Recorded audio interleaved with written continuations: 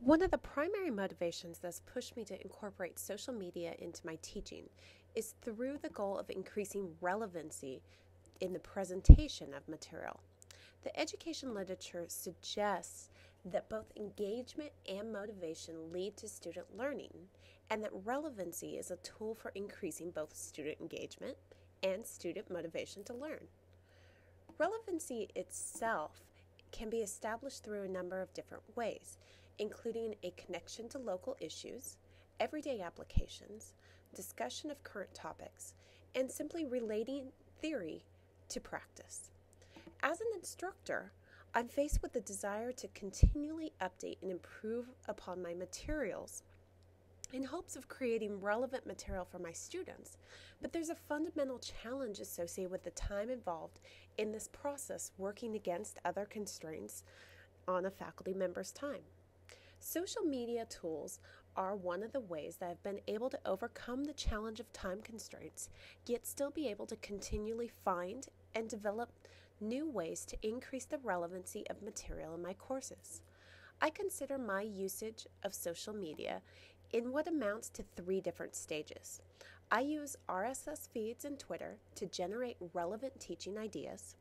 I use both Twitter and a blog to store those ideas, and then a blog with a tagging feature used as a cataloging system to easily access those materials for incorporation into my course when the time is right.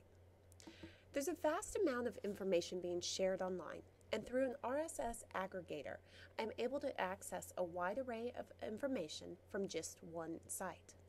While there are lots of RSS aggregators available, I have adopted the use of NetVibes.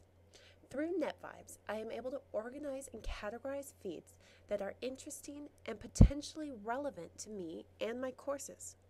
On my NetVibes page, I have news sites, blogs, news feeds from professional organizations, scholarly journals, and popular magazines that are all pulled into a single, fully customizable and personal page.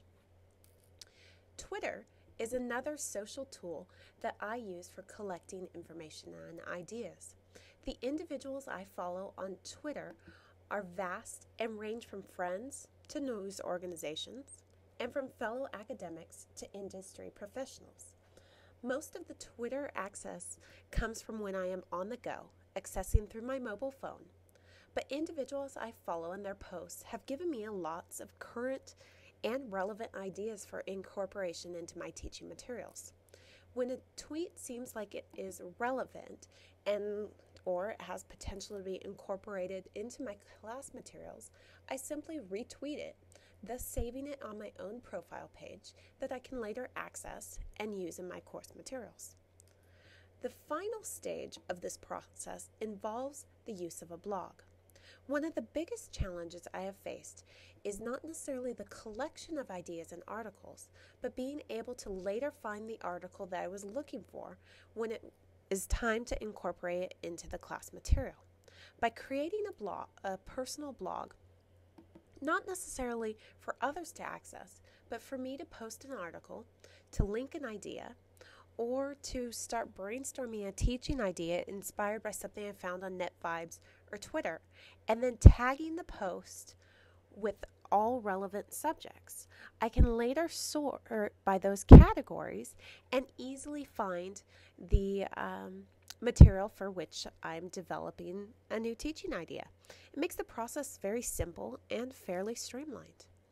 But for me, the most valuable aspect of using these social media tools has been allowing me to efficiently continue to work on increasing the relevance of the materials to students in my courses.